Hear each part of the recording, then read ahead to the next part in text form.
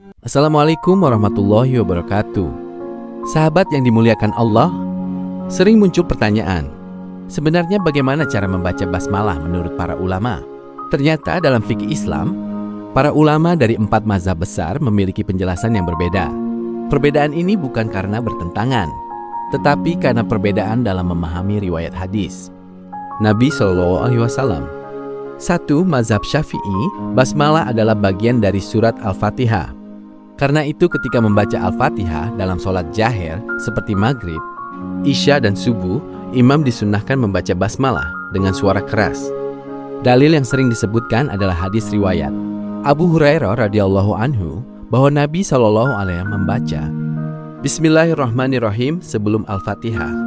Hadis ini diriwayatkan oleh Imam An-Nasai dan Ad-Daraqutni. Selain itu, sebagian sahabat seperti Ibnu Abbas juga menyebut bahwa basmalah termasuk ayat Al-Fatihah. Karena itu di banyak masjid yang mengikuti mazhab Syafi'i, seperti di Indonesia, kita sering mendengar imam membaca Bismillahirrahmanirrahim. 2. Mazhab Hanafi, basmalah bukan bagian dari Al-Fatihah, tetapi tetap merupakan ayat Al-Quran yang dibaca sebagai pembuka surat. Karena itu dalam sholat berjamaah, imam membaca basmalah secara pelan. Dalilnya adalah hadis dari Anas bin Malik radhiyallahu anhu. Beliau berkata, "Aku sholat di belakang Nabi SAW, Abu Bakar, Umar, dan Utsman. Mereka memulai bacaan dengan Alhamdulillahirabbil alamin." Hadis ini diriwayatkan oleh Imam Bukhari dan Imam Muslim. Artinya, para sahabat tidak mendengar basmalah dibaca keras oleh Nabi. Karena itu menurut mazhab Hanafi, basmalah tetap dibaca tetapi tidak dikeraskan. 3. Mazhab Maliki. Dalam sholat wajib, imam tidak membaca basmalah sebagai bagian dari Al-Fatihah, sehingga biasanya imam langsung membaca Alhamdulillahirabbil alamin. Dalilnya juga dari hadis Anas bin Malik yang tadi disebutkan. Selain itu, Imam Malik juga berpegang pada amalan penduduk Madinah, yang menurut beliau merupakan warisan praktek ibadah para sahabat. Namun sebagian ulama Maliki mengatakan basmalah boleh dibaca pelan, terutama dalam sholat sunnah. 4. Mazhab Hambali berada di tengah-tengah. Basmalah dibaca, tetapi lebih utama dibaca pelan. Namun jika sesekali dibaca keras juga tidak masalah, karena ada riwayat hadis yang menunjukkan Nabi pernah melakukannya. Dari penjelasan ini kita belajar bahwa perbedaan cara membaca basmalah sudah ada sejak zaman para sahabat. Karena itu para ulama mengatakan, perbedaan ini termasuk ikhtilaf yang dibenarkan dalam fikih. Selama masih berdasarkan dalil Al-Quran dan hadis, maka semuanya sah dan boleh diamalkan. Maka jika kita sholat di belakang imam yang membaca basmalah keras, atau pelan, atau langsung Alhamdulillah, kita tetap mengikuti imam dan tidak perlu mempermasalahkannya. Karena semua itu memiliki dasar riwayat dari Nabi SAW.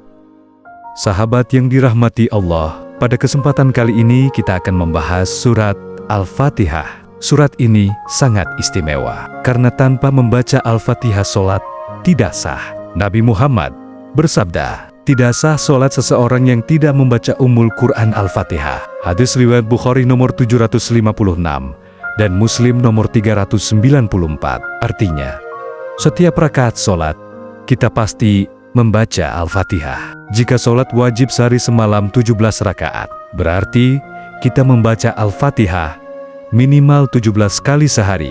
Namun seringkali kita membacanya tanpa memahami maknanya. Padahal dalam hadis qudsi Allah berfirman bahwa Al-Fatihah adalah dialog antara hamba dan Allah. Hadis riwayat Muslim nomor 395. Karena itu mari kita pahami makna Al-Fatihah dari awal sampai akhir. Bismillahirrahmanirrahim. Artinya, dengan nama Allah yang Maha Pengasih, lagi Maha Penyayang. Para ulama berbeda pendapat mengenai basmalah dalam Al-Fatihah.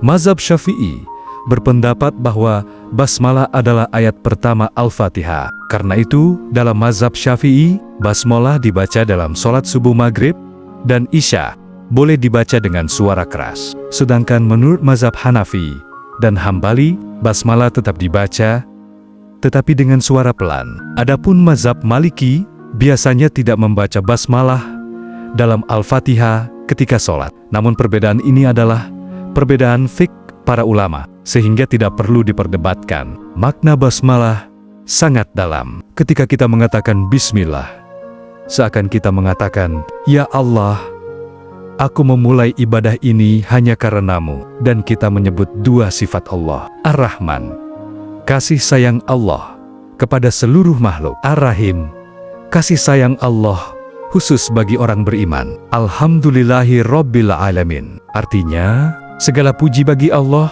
Tuhan seluruh alam. Ayat ini mengajarkan kepada kita bahwa sebelum meminta kepada Allah, kita memuji Allah terlebih dahulu. Dalam hadits qudsi, Allah berfirman, ketika hambaku membaca Alhamdulillahi Rabbil Alamin, Allah berfirman, hambaku telah memujiku. Hadis riwayat Muslim.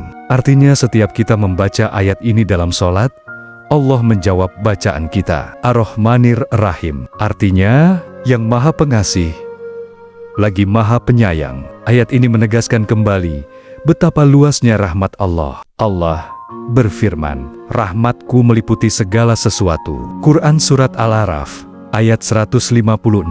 Ini menunjukkan bahwa Allah tidak hanya maha kuasa, tetapi juga maha penyayang. Maliki Yaumiddin, artinya pemilik hari pembalasan. Hari kiamat disebut hari pembalasan, karena pada hari itu semua manusia akan mempertanggungjawabkan amalnya. Allah berfirman, pada hari itu manusia keluar dari kuburnya untuk diperlihatkan amal-amal mereka. Quran Surat Az-Zalzalah ayat 6. Ayat ini mengingatkan kita bahwa hidup di dunia ini tidak sekadar hidup, tetapi akan ada hisab di akhirat. Sahabat yang dirahmati Allah, 4 ayat pertama Al-Fatihah berisi pujian kepada Allah, sedangkan ayat berikutnya berisi pengakuan ibadah dan permohonan hidayah.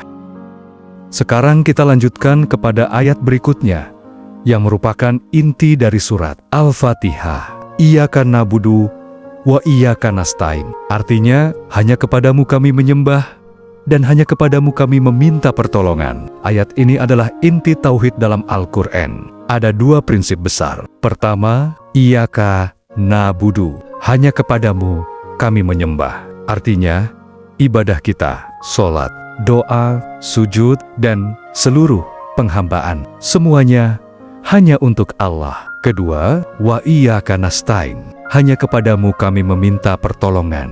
Artinya manusia tidak boleh menggantungkan hatinya kepada makhluk. Ihdinas syiratal mustaqim, artinya tunjukilah kami jalan yang lurus. Menariknya ayat ini dibaca oleh orang beriman setiap hari dalam sholat, padahal kita sudah muslim. Ini menunjukkan bahwa manusia selalu membutuhkan hidayah Allah, karena iman bisa naik dan turun. Syiratal ladzina en'amta alaihim, artinya yaitu jalan orang-orang yang telah engkau beri nikmat. Siapakah mereka? Allah menjelaskan dalam Al-Quran, para nabi, orang-orang yang jujur, para syuhada, dan orang-orang saleh. Quran Surat An-Nisa ayat 69. Gairil magdubi alaihim waladdallin, artinya bukan jalan mereka yang dimurkai dan bukan pula jalan orang-orang yang sesat. Para ulama tafsir menjelaskan, orang yang dimurkai adalah orang yang mengetahui kebenaran tetapi tidak mengamalkannya. Sedangkan orang yang sesat adalah orang yang beribadah tanpa ilmu.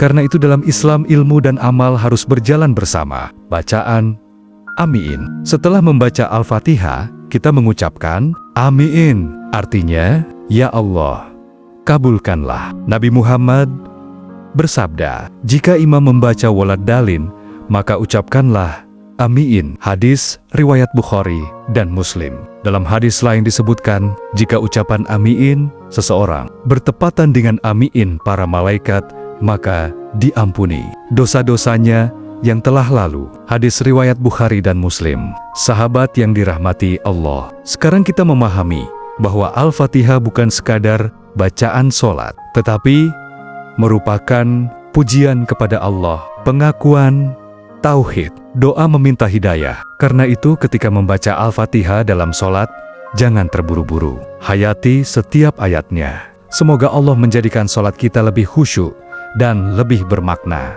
Amin ya rabbal alamin. Wassalamualaikum warahmatullahi wabarakatuh.